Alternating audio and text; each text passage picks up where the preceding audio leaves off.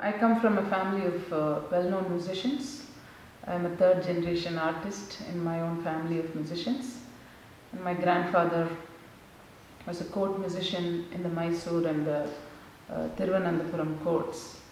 And he's traveled all over India with his art.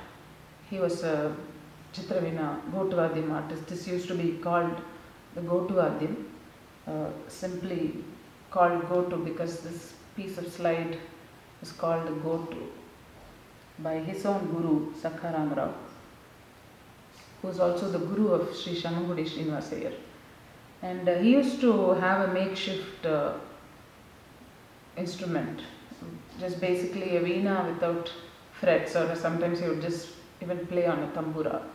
I think that's how it started. But I think he had a makeshift veena with frets removed, and he used to play with this. And Vadyam just refers to instrument, so it was Go to Vadyam. And my grandfather was very attracted to this instrument, even though I don't think he had much exposure to it in his childhood, because there are not that many exponents of it. And he learnt it, and more than anything, my grandfather came up with some excellent design improvements on the instrument, primarily how the strings have been arranged. Now, coming back to what the project is about. So I moved to the United States in the year 2002 under very unexpected circumstances, with no intention of living in this country. I ended up making this country my home. But before I moved, I got a lot of music right at home. I've been performing from a very young age, and I also got to learn, besides my own father and brother, who are both very well known. My father Chitravina Narasimhan and my brother Chitravina Ravikiran, who are both hailed as very brilliant musicians. I also got to learn from T. Brinda, from a very illustrious lineage of artists. She is the 7th generation performer in her own illustrious lineage of artists. And for about 10 years of her life, basically last 10 years of her life, I got to spend with her, interacting very closely with her, both musically and otherwise. So, and out of those 10 years, I think 5 years or more, I've gone to her house practically every day, spending hours and hours with her. So I got to imbibe a lot of that music.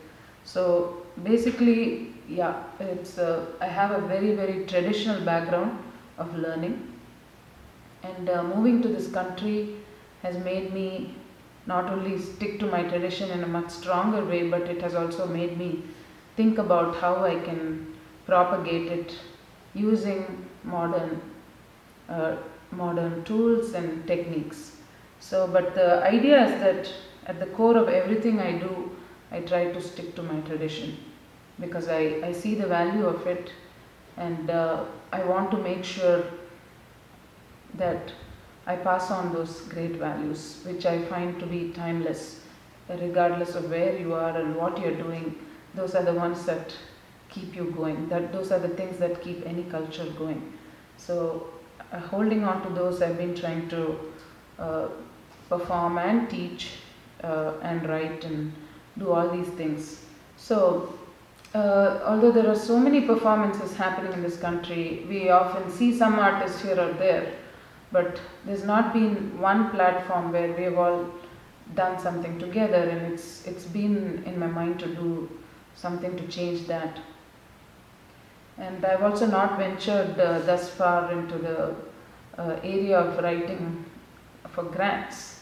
And it was my first attempt to write a grant last year. I said, okay, why not see what it's all about? So I just happened to write this particular grant proposal, and I was so thrilled when I got awarded the grant.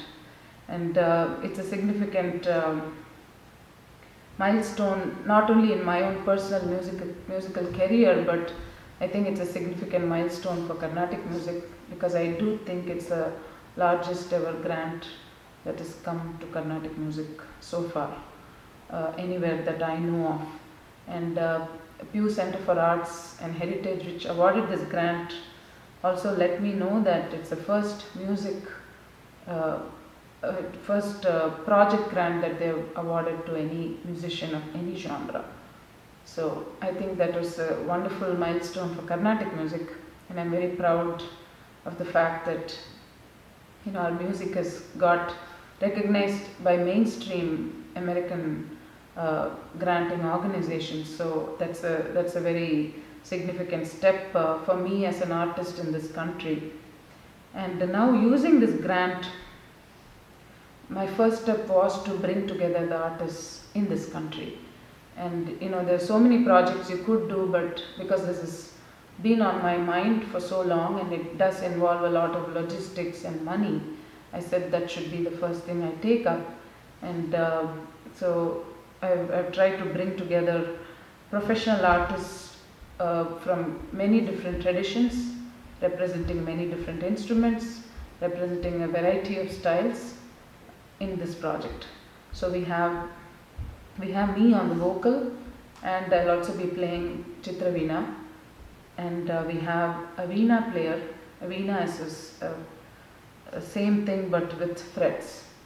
So we have the fretted Veena, again a very old South Indian instrument, and we have the percussion, which is a double-headed drum called Mridangam. Then we have the really cute looking clay pot instrument called Ghatam, and then we have the traditional South Indian tambourine called Kanjira, and of course we have the tambura, which is found in all Indian classical music concerts. Apart from this, we have introduced 3 instruments of Western origin that have already become a part of Carnatic music, and which are going to have a major place in this performance as well. They are the violin, the saxophone, and the keyboard.